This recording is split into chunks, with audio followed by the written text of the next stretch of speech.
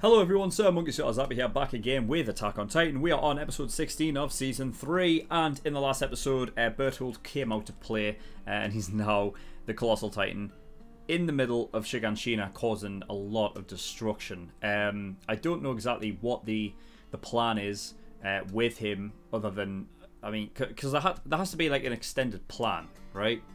Him being in the middle, causing damage to the surrounding area. I don't know what what his whole plan is, other than I guess to, I don't know, keep them. I guess causing more damage in hopes that he's killing off the scouts. That's the only thing I can really think of, because you know what I mean. Because otherwise I don't know. I don't. I remember at the end of the last episode I was talking about how maybe it could have been just, you know, to either uncover or cover up the basement, right? Because yeah, I remember asking at the end of the last episode, I said, does Reiner and Bertolt know about the bit? They do, they've heard about it. They don't know exactly where it is, but they have heard about it, so they know it's there. Because otherwise that was the reason why they set up an ambush there, because they knew they were coming there, right? So yeah, they did know. I was just an idiot and I completely forgot. I mean, you know, it's been a while, you know what I mean? I have to fucking react to other shows, and sometimes like I forget things because I'm trying to remember like everything from like story perspectives, like in every show that I'm watching. So like a lot of the time I can't really remember like certain things, so you'll find me like not remember certain things at certain times. But yeah, so he's causing havoc. Reiner's regenerating. There was talk about how like maybe it was a bit much having Reiner just be able to transfer his consciousness. Like people like, and I'm kind of with them. I feel like the first time was a bit much. The second time makes more sense because he's sort of attached to his Titan body and he's able to transfer his consciousness to that. Whereas in the first time, it's like transferring your consciousness from your brain to your body and organs is a bit much. I get that, but yeah, well, whatever. We'll just deal with what it is, you know what I mean? It's not, I guess it's not truly like real world sort of logic, you know? So, you know, there's a bit extra shit going on with the Titans and whatnot. So, you know, we can't completely equate it to real work, like real life physics and fucking whatever the fuck. But, so yeah, I still hold that whole thing of like, you know, Reiner and Bertolt and that seem to have been told, like, you know, I mean, they're child soldiers, so they've obviously been brought with. They have this mindset of like, oh, whoever this in-wall humanity is evil, it's an evil race. Yet I still hold the fact that it's like, you know, you're doing what you're doing, mate. I mean, you know what I mean? There's nothing to really go by on that, and they don't explain it. So even Bertolt, when he had the chance to talk, he never specified anything. You know, so it's like, well, what do you expect? You know what I mean? I mean, at the moment, I'm just against them, completely against them, because they're not explaining anything. So you know, we'll get into it, and we'll see what's happening. I think we left off with they wanted Armin to give them a plan, right? And he said, well, I'm going to go after Erwin, and then they decided, no, that's not the best thing. So it's up to Armin to decide what they're going to do. And I think that's all we really need to get into. So yeah, without further ado, we're getting to episode 16, see what we get. So let's go.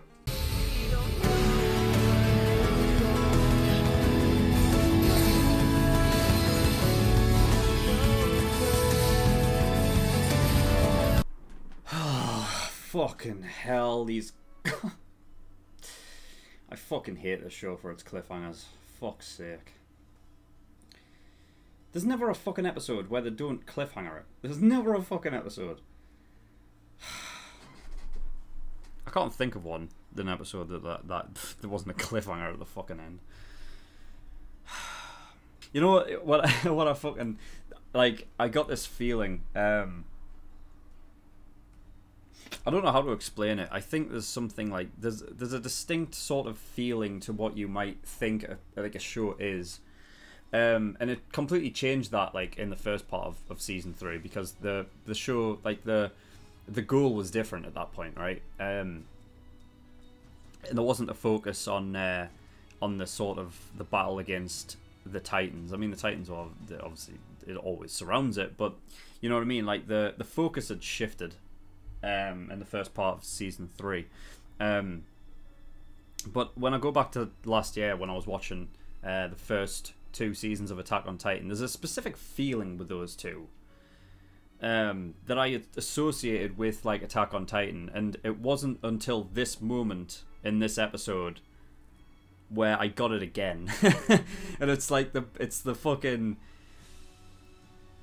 hopelessness feeling. Like, it's the hopelessness, but like the sort of like there's pride in it. There's pride in sort of giving your life, and when you fight for the people that have already died, so that they don't have so that their death isn't in vain.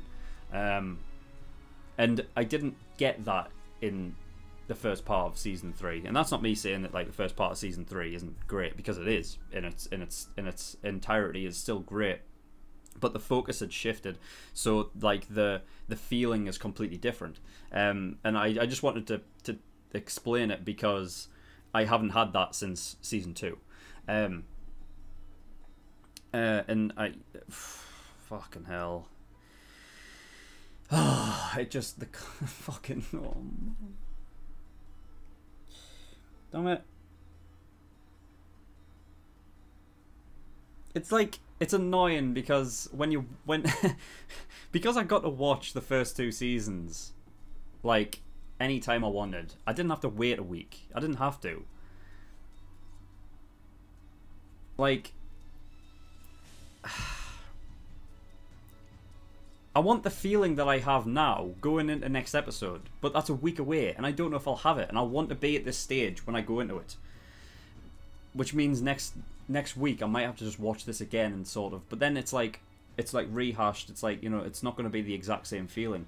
And I think that's probably the downside to, I guess, watching something week to week, is that you kind of you don't carry on the same feeling from week to week, because you know you've had a week to sort of comprehend what's going on, and then you in that time you can make your own predictions and theories, and then things change.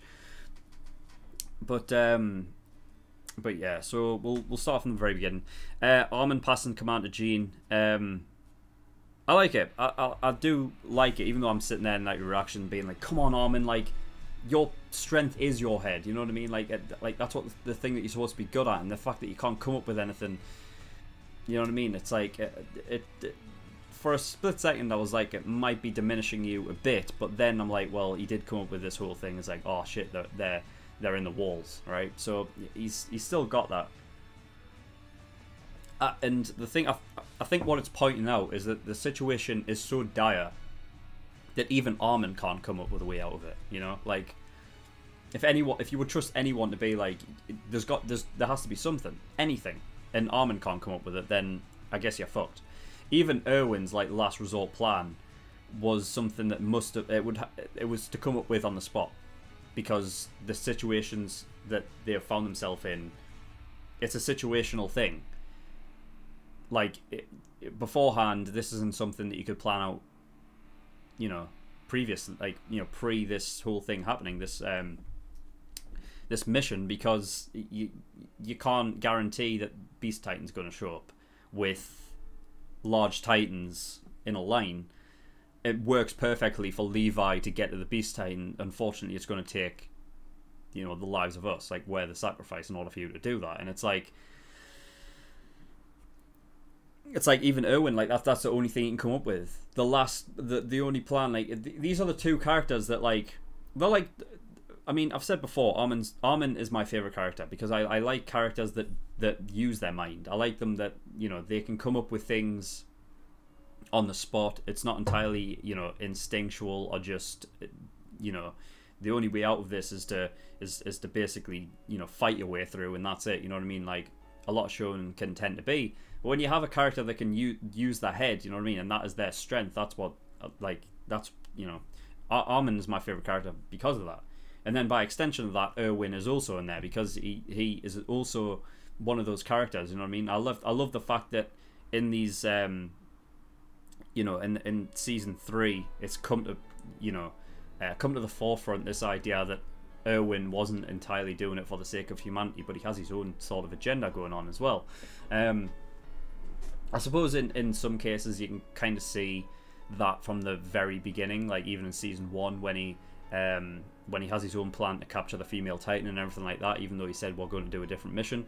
You know what I mean? Like, he's always had his own agenda in the background, but it's I like the fact that when it comes to a crossroads, because this is the first time it has done, that it comes to a branch, like, which one will he take? It's like, will I just say fuck it and do it for myself and be selfish and go to the basement and do it for my own reasons?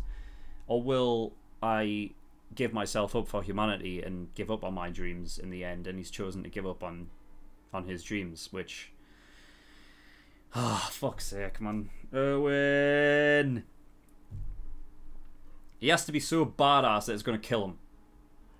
Fuck's sake. I kind of just want him to go to the basement now, just to be like, just so he survives. I don't... fucking hell, man.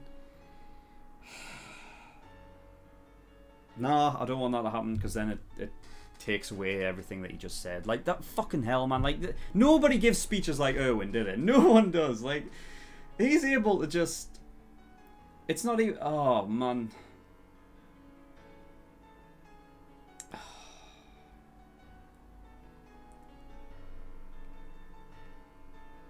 remember saying, like, in... I think it was season 1. I think it was, like, the end of season 1. Somebody asked me, like, you know, like, who's your favourite character? And I remember specifically saying, like, it's so hard to choose because I don't necessarily gravitate to anyone in particular. Whereas, like, there are other shows I do, I'm like, I pick people out and I'm like, yeah, that's my guy. And I remember saying something like, I don't know if it's a case of, like, I don't know, like, if it's a case of just all the characters are so strong in their own right that they kind of just level out, and it's like you just can't pick. And it's like, that is where I feel the writing is so good, is when you can have a group of characters that represent humanity, and the reason they're fighting for is humanity, and therefore every character matters.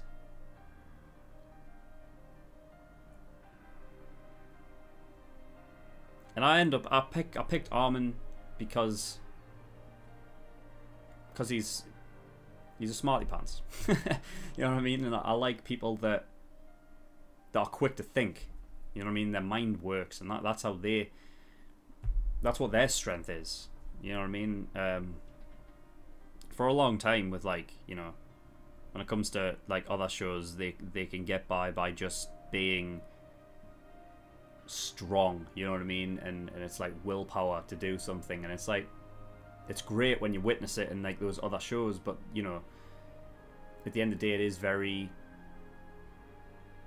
sort of one note. There's nothing very, like, there's nothing really in particularly in, like, it is one note in a way, you know what I mean? It's impressive when you watch it, but it's not like mind-boggling and things like that. When I watched Code Geass and things like that, it's the battle of the minds. Like, when you can have a character that outsmarts somebody else, that to me is even more incredible, you know, because then you can attribute it to real life. A lot of shonens, when you have the main character that just have the willpower and therefore they power up and become stronger than the other guy, you know what I mean? Like, I'm not downplaying, like, things like Dragon Ball Z and stuff, because, let's be honest, it's just fucking hype fest after hype fest, and it's still great, you know what I mean? And nostalgia has a lot to play with that, but it's like, that was one of the first anyway, so it can get away with it. But, like, you know, for that in its own right is great. But there's something about, like, when you can attribute something to real life where it's just simply just a human against another human, or, you know, it's like you outsmarted somebody else, and you can attribute it to real life, so it becomes, like, more realistic in a show that is nowhere near realistic. Humans versus Titans. I've said this before. It's like, it's so easy in, like, those first few episodes to just be like, oh, it's just, that's all it is, like, humans versus monsters. But it's not that, and it doesn't, like, you know, and it's set that up, like, in the beginning, that it's never just that simple, you know. So it's not surprising this show is, like, up there with just, like, one of the greatest fucking anime ever, you know what I mean? And not just anime, manga, like, included, because it, you know, it's the writing. and it's different. You know, a lot of anime, granted, can just end up being rehashed, same old stuff all the time. And Attack on Titan isn't that. So yeah, I don't. Where was I going with that? Kind of lost track of it. Oh yeah, I was talking about like characters and stuff, right? Yeah, and like how all the characters and stuff. And I've said this about Game of Thrones. I'm not going to compare them, even though they both have, great writing aside from the last few seasons of Game of Thrones. Whatever, you know what I mean. But if you're talking about book Game of Thrones and like season 1 through 4 and stuff, it's like the writing is great and it's very character centric. I like character. Like, to me, there was a debate in my Discord sometime last year about like what is important I think it was important in a game, right? What comes first, right? And then by extension, it was like, well, what comes first in any type of media? So, But I remember saying like, well, in a gameplay comes first, right? That just is what it is. It's a game. It's what you do, right? If you can like attribute a story to it, then story needs to come next. But I've always said that to me, characters and story should be mixed as one, but they're separate. To me, like characters, when they are good, they make a story from good to great, average to good, bad to average. Characters drive the story. So if you have good characters, you're on the right path. That's just what it is. I think if more people who are writing stories and stuff actually focused on the characters first, they might actually come out with something that isn't rehashed and something that is like very interesting to watch. And I think Attack on Titan does that. You know what I mean? It explains a lot of the characters' sort of like background. It establishes their where their character lies within the show, like what they are good at, how they do things during certain situations. In this episode, it was great watching Armin pass off command to Jean, and Jean taking it up immediately, because in that sort of situation, the last thing you want to do is be like, oh no, I don't know what to do, because then everyone around you can quickly just devolve into like, well, fuck then, you know what I mean? Like, that's what was happening on the other side of the wall. All you had was Levi there. Like the rest of them were just rookies, you know what I mean? That all of them, this is their first fucking mission, like outside the safe walls, you know what I mean? So there wasn't like, and they were just seeing it as just like, this is the end, we can't do anything, you know what I mean? And it wasn't until Erwin showed up and being like, right, this is what we're gonna do. You know what I mean? When you have something in your head, a goal in mind, you can realize that, yeah, you're not in a good situation, but you have something to focus on and something to do, rather than just sitting and waiting, which is even worse, because then all you're doing is focusing on the bad things. You're focusing on the fact that you're going to die, which is never a fucking healthy, place to be in, because you're not going to be helpful. And that's what the guy who was crying this episode, that was the state that he was in. And I like the fact that on the other side, because they have been through so much in such a short amount of time, and yet Jean's just like, he immediately picks up the reins and is like, right, well, this is what we're going to do. But then on the sly, he tells Armin's like, look, like, I'm good at reading situations, you know what I mean? But when it comes to an overall plan, I'm not the guy for that. That's you, right? So you need to come up with something. And I like how he tells that to Armin and whispers it so that the others don't hear. You know what I mean? Because being a leader, you have to be reliable. And if you yourself are being like, right, well, I don't have a plan here, I don't know what we're doing, they're not going to follow you and do what you want. You know what I mean? So, you know what I mean? All their motivation and everything can just drop. So I like that. I like that whole thing with Jean like stepping up and then basically saying it's going to be all up to Armin. So I think next episode, you'll come up with something. There'll be something there that you can come up with. Remember, fucking on the other side as well, Levi still has that serum, right? I said during the reaction, like because Erwin Kimmy says, right, well, if we didn't have a plan, he's like, I can't remember the exact quote, but it was something past tense. So it's like, oh yeah, if we didn't have one or something, if we didn't have a plan or something, or if it had went that way.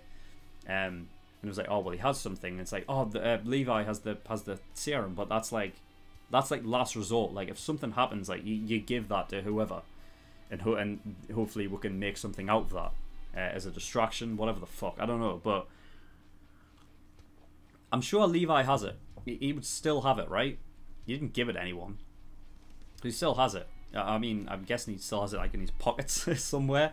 I mean, yeah, we'll get to that. We'll get to that in a minute, right? So, yeah, we had Jean, Whispering Arm and whatever. We had the Beast Titan, who was essentially baseball pitching his way. That's where he's in a perfect game, essentially. So I guess like in whatever civilization he's a part of, they have these. I guess they have sports like attributed to like baseball and stuff, and that's where he's getting that from. It must be, right? So yeah, essentially he's just leveling the whole place so that they have nowhere to hide. And then on the other side, it's the same thing. You've got Berthold doing the same thing, so they have nowhere to hide. So yeah, that's essentially the plan. Just leveling the whole place so they have nothing to hide behind, and then they're fucked. It also gets rid of the, you know, the things that can attach onto with their ODM gear and things. So, you know, good plan. Very good plan. So yeah, the Berthold thing, because I was saying last episode, like the Colossal Titan couldn't support his own weight, and for some reason I can't remember that. I can't remember that he can't support his own weight. I don't know why, or maybe that was something that it was like a theory in my head. It's like, why is it that he always just shows up at a wall, and he has to kick through it because he's the person that, you know, he has the power to do that and whatever. But you know, I always thought that there was something like when he transformed on the wall in episode 6 of season 2, and that, like, you know, only his rib cage like tied to it. Like there was something there where I remember talking about, like, I don't think he can support his own weight, but apparently he can. So there's that. I guess the Rod Rice Titan, he couldn't support his own weight. We know that, but for some reason I thought Berthold couldn't, and that was like his weakness in a way. But nah, he can. So yeah. Mikasa had mentioned Thunder Spears and stuff like that, and immediately my thought was, yeah, do it in his legs. Because, first of all, you're not going to be able to get the height. He's in the middle of the city. You're not going to be able to get up there.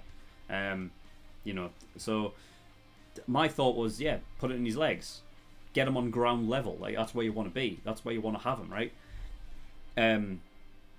But no, like, she immediately attempted, so she did get up there. I guess she was using him as like a, it's like almost like a pool, and just like, you know, gradually like going around him till she got to the top, and she immediately tried to get in there, and because here's the thing, I'm positive the Colossal Titan's power with releasing the steam only happens up top.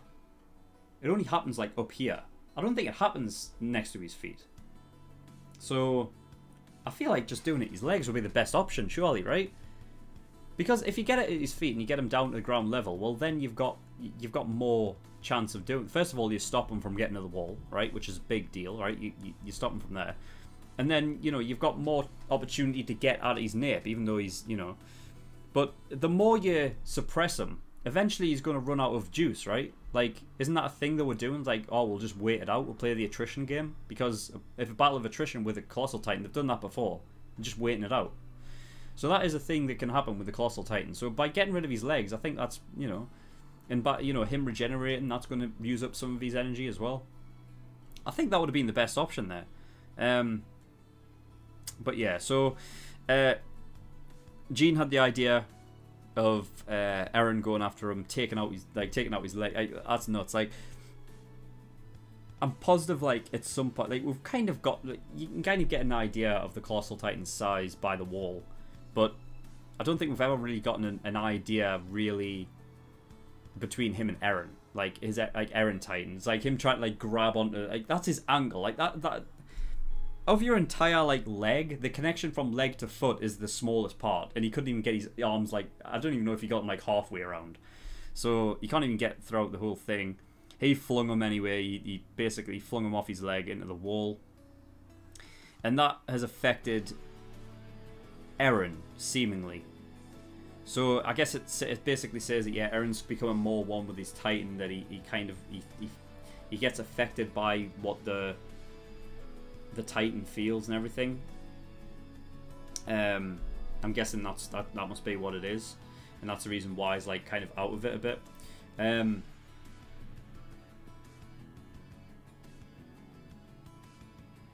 So yeah, it didn't do much, but he is up there on the wall anyway.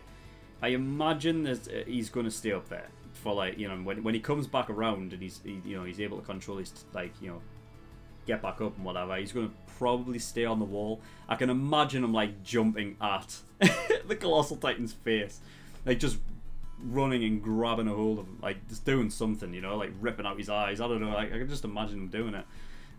He doesn't have like the big barrel of explosives to fucking throw down his throat like he did with the Rod Rice Titan, but I don't know. There's going to be something that kicks off next episode, and I can't fucking wait. So yeah, then after all that, of course, we get to the Irwin stuff and whatnot, and how in the last episode, yeah, he was like, if it comes down to like, I'm gonna die anyway, I'm going to the fucking basement. I need to see what's in there. You know what I mean? Because that's his selfish reasoning. It's like he just wants confirmation. He wants a conclusion to everything that he has thought about throughout his entire life. And by going to the basement, he hopes that those answers will be those questions will be answered, and then he's able to die just knowing, and that's all he wanted. And I think it says a lot. Him at the end of the day, even though like, even if, you know, it didn't clearly point out his selfish reasoning, that beforehand, you know what I mean, he always preached that, you know, for humanity, and that's what we do this for. And then in the end, if this is how he goes out like a fucking badass, and I don't want him to. I don't know how this goes, like, because they're in the field now, they're in open field, so I don't know how you get out of that alive. I really don't, unless Levi somehow, I don't know, because here's the thing, I don't think the Beast Titan's gonna die here. I mean, I would love it. I just don't think it's gonna happen. Like, he's literally just turned, like, alright, he hasn't literally just turned up, the Beast Titan, but fucking Zeke, the guy who's inside of it, the War Chief, he's just turned up, really. I mean, we saw him at the end of season 2, right? We saw him there, and then I think we saw him after he had that battle with Reiner in the end of part 1 of season 3. And then in the previous episode, we got actually, like, we saw him talk about it and stuff. I just feel like there's more there. Like, there are questions that can be answered to the audience with him being there.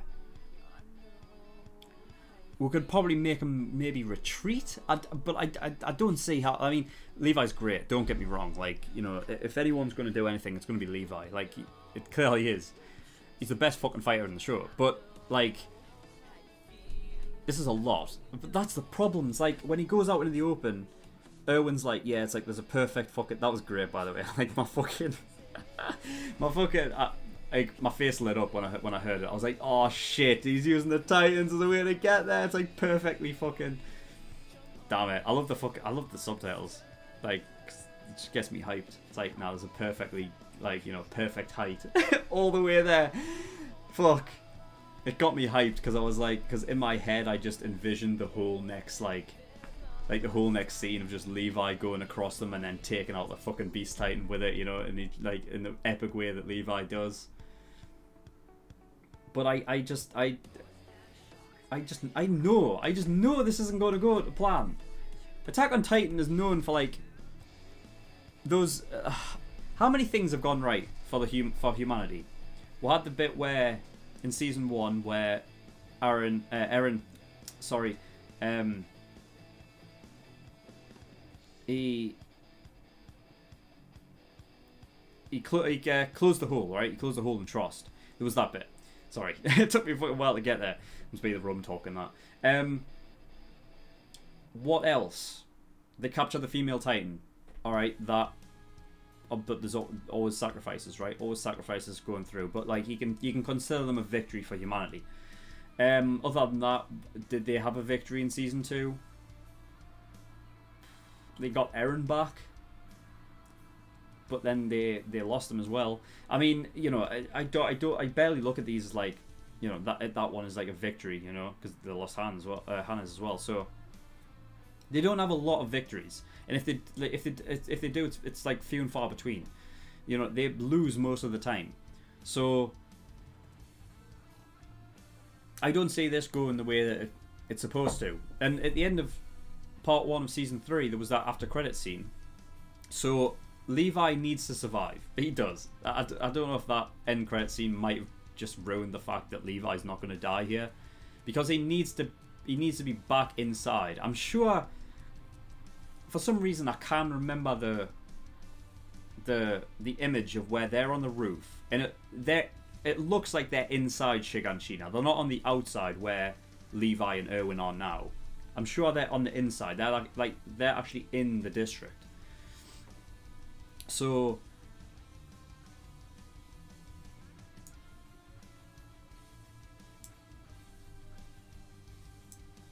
oh, fuck's sake. It all comes back to that fucking that after credit scene. At the end there, it didn't look like Erwin got hit. It looked like his horse got hit. But then I guess he's got ODM gear. I don't know how far he actually got out. He might be able to get back. Because I was thinking if Erwin, fuck's sake. You know, now I'm just thinking ahead. Like, writing wise, I feel like this is almost perfect for Erwin to go out on. Like, you know, like him in a battle of his mind being like, right, I'm doing it for humanity, and he gives up his dream. And like, I don't know how you get a better outing than that for Erwin. And I kind of like, that's like how I expect him to go out, but they could just subvert my expectations on it and just have him live. I was thinking when Levi's coming across, he doesn't kill the Beast Titan. I can't see it happening. But maybe he realizes that, oh shit, he can't do it. He goes in, grabs Erwin, and he gets back out. Maybe that could happen. Maybe. Fucking Marlowe's out there as well. Because I was thinking, like, writing-wise, it would be perfect for him to go out this way, but I guess it would be alright if Levi takes that choice away from him and goes in and saves him. And maybe Erwin's not happy about it. Maybe, I don't know, because I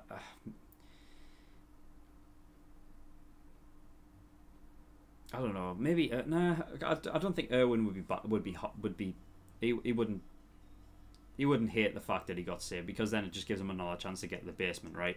But I think he'd given himself up at that point. Like he was ready to die at that point. So I don't know. But I was thinking. Basically, my thought process there was, if Erwin is, like, you know, written... Perfect end for Erwin. He dies outside the walls. But at the end credit scene of Season 3, Part 1, they're inside Shiganshina, and there's a body there.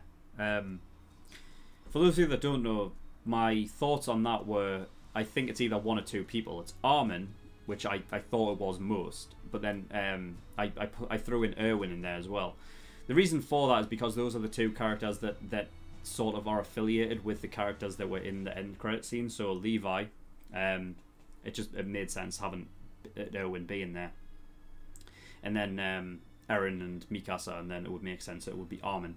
Armin and Mikasa were tearing up, you know. So in my mind, I was like, it's Armin, and my thought process was, if Erwin's out there and he dies out there, then Armin would die in here, and that's the thing.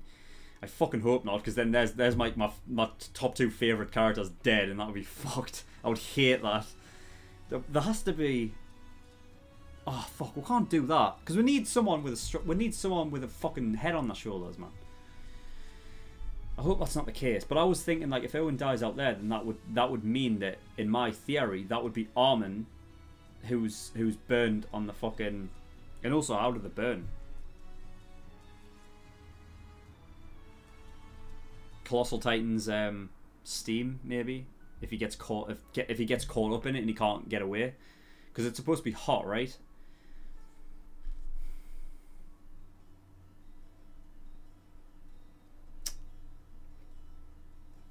I don't know. It could be someone else for all I know. But I don't know. We're just gonna have to wait and see, I guess. I mean, there's only fucking 10 episodes in the rest of the season, right? Jesus Christ. I've only got 6 left. Jesus. We've essentially got 2 hours left of this show. It's pretty much what we've got. Just about. Or just a little bit more than that. I'm wondering if it's going to take place all in Shiganshina. It might do, you know. Yeah. I don't know what else to talk on that end credit scene. Other than, I think, to me, I just think if Erwin dies out there, I always thought it was either Armin or Erwin that was in that end credit scene. That was the charred person on the roof. So that would mean that would be Armin. But then I wouldn't like that, though. Because then, like, I've just explained before how Armin and Erwin were, like, my favourite characters because of their mind. Like, the way they think. And if they both went, surely they'd be fucked. They don't have anyone else like with a mind for strategy like those two. There is Levi's injection thing though. There is the serum. So I don't know. But the problem is that charred fucking body on the roof. Like once you're dead, you're dead. Like you can't just inject the dead body and they come back. I'm pretty sure that's not how it works. They have to be alive, right? So.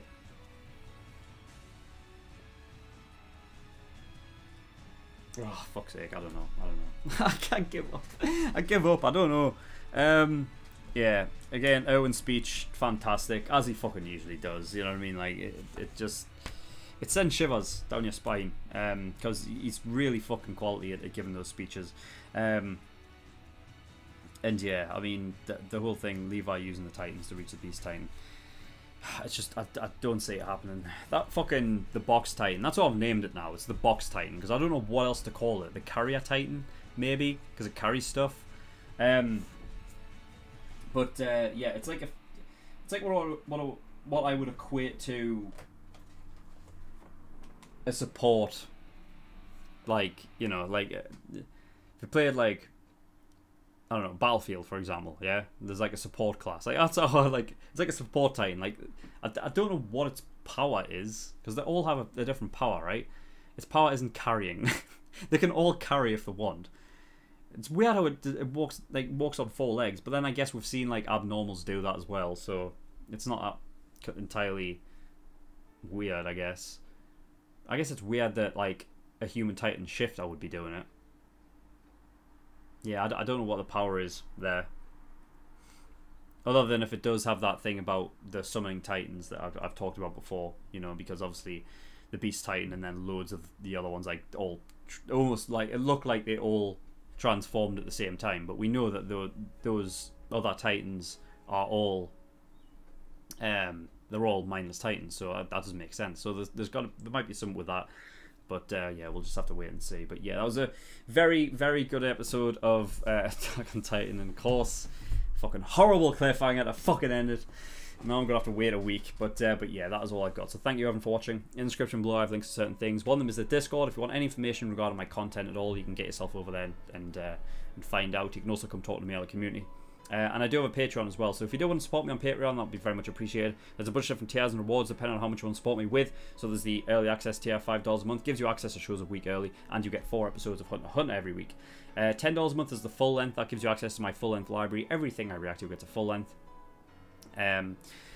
Exclusive tier, that is the $15 a month. If you want to see a bonus show that I'm currently reacting to, which is 7 Deadly Sins, then you can come to exclusive tier and watch that, and obviously you get everything else below that. $50, that is the elite tier. Every time you pay $50, you get a choice of a show that you want me to react to, and I will react to it. I will go to the battle list by about 7 shows. Might take me a while to get round to it, but I will do eventually. But if you don't want to wait that long and you want your show to be reacted to next, then you want to get God tier, which is $100. But that is all. So thank you for watching. I'll see you all next time. Bye bye.